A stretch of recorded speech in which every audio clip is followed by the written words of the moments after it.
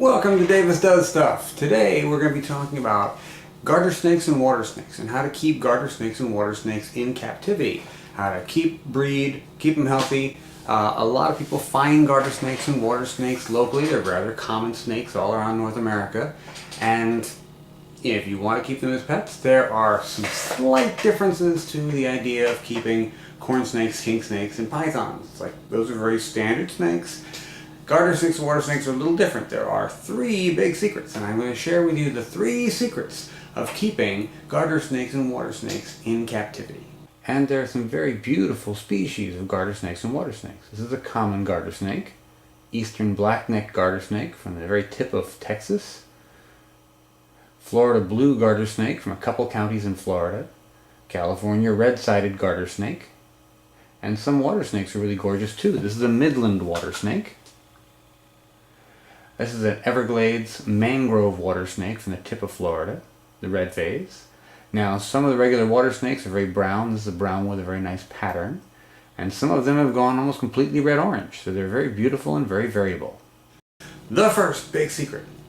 Water snakes and garter snakes don't live in water. They only work there. So they don't get kept in a water tank, in a water enclosure. You keep them like this, in a standard pet carrier. I like to use pet carriers because they seal completely nicely, solidly, on a standard bedding, but with a large, clear water bowl. I like to go with a clear. It helps. I'll explain later. But a large water bowl, so they can get in, they can soak, but they can also get out and get dry. And that's one of the key things about them. Now, this holds true for all the garter snakes and all the water snakes you're going to find. This is for the Thamnodenastes and Nerodia species. Thamnodenastes are all the garter snakes, and Nerodias are all the standard water snakes. They all operate more or less the same. Now, pet carriers do fine for most garter snakes and water snakes. Some of the big female water snakes I'll keep in a big fish tank. But other than that, it is a standard setup.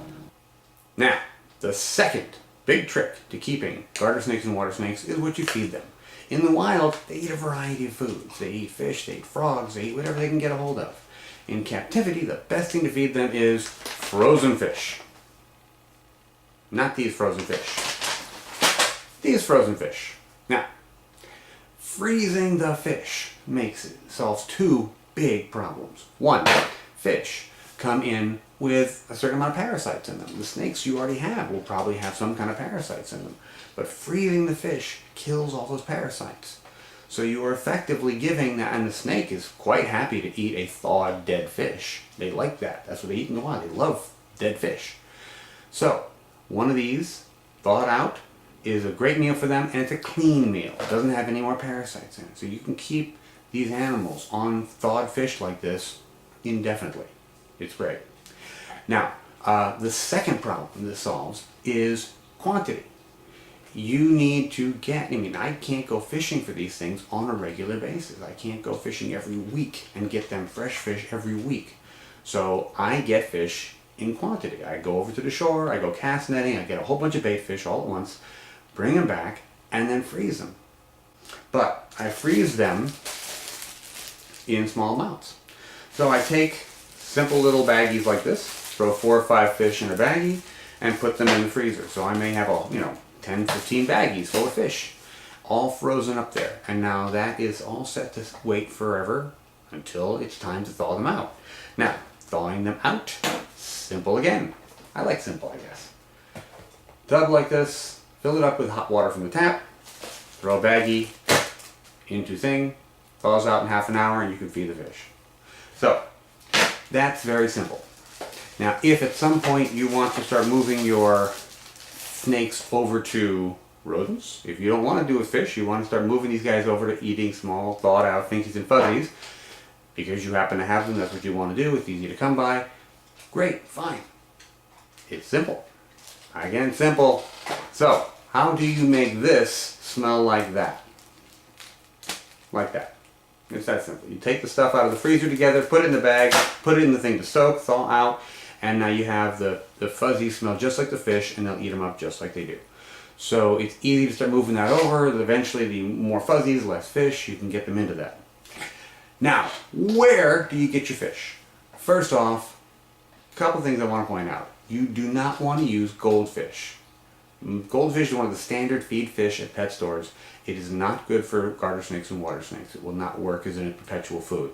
It's not poison. It will not kill them the minute you feed one. You can feed it once, but don't keep feeding them goldfish. It's not a good food animal for them. The minnows are fine, the guppies are fine, but it's like I go to mullet and pinfish and small tilapia, whatever I can get. But I don't feed goldfish. I fed them goldfish once, twice, but I happen to have a goldfish, here, somebody eats it. But if you can get fish from a body of water, you can get bait fish.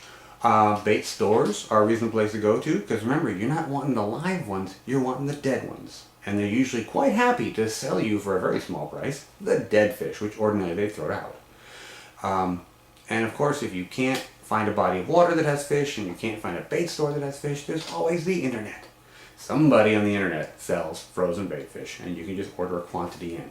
And because you're going to freeze it, it'll last for a long time. You get like one pile, freeze it, and then you're good for a long time to go.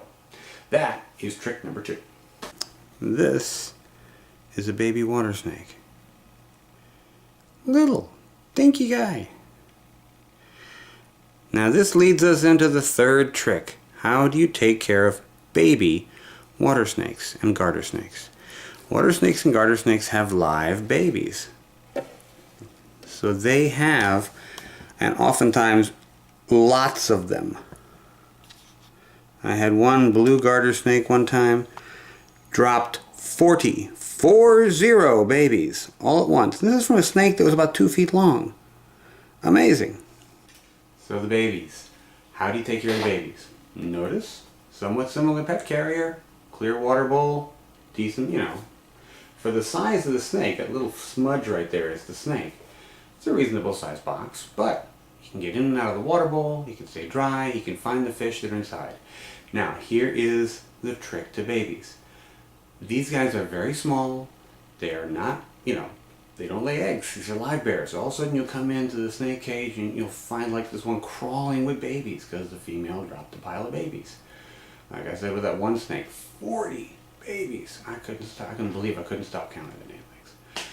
But the trick is, trick 3, these guys need to eat daily. You can't have them be fed like once a week like a regular small corn snake or king snake. Give them a little piggy once a week. These guys eat small fish, guppies, but they've got to be fed daily. Now, I go get a dozen, 2 dozen guppies from the store, keep them in a bucket, and then every day I fish out 1 or 2 or 3, put them in the cup, and that's it. So that dozen or 2 dozen fish will last you for a week, week and a half easily. And once these guys get a little more size on them, then you can start moving them over into larger fish, thawed fish. I keep mollies and things like that. They're about that big, and keep them separate, but again, frozen, just like the other fish. And so I can begin thawing them out, because again, they like to eat dead fish. Now, if you've got that bucket of guppies and some of them start to die, that's the first thing you feed them. The dead ones from the top. Put them in there too. Maybe one live one swimming around so we get them moving. But once they get used to eating dead fish in their bowl, now you can move right into the freezer. But the guppy trick seems to work great. And again, I've raised lots and lots of these things, garter snakes and water snakes, on the same trick. But that's trick number 3. So that is trick number 3, 1, 2, and 3. Trick number 1, keeping them in a cage like this with lots of dry area. Trick number 2, frozen fish. Trick number 3, feed the babies every day until they get a little size to them. Alright, hopefully this is helpful and you're interested in keeping garden water snakes. They're fascinating snakes. There's lots of fun colors and patterns to them. And once you got these things down, it's simple and easy to do. Thank you for watching.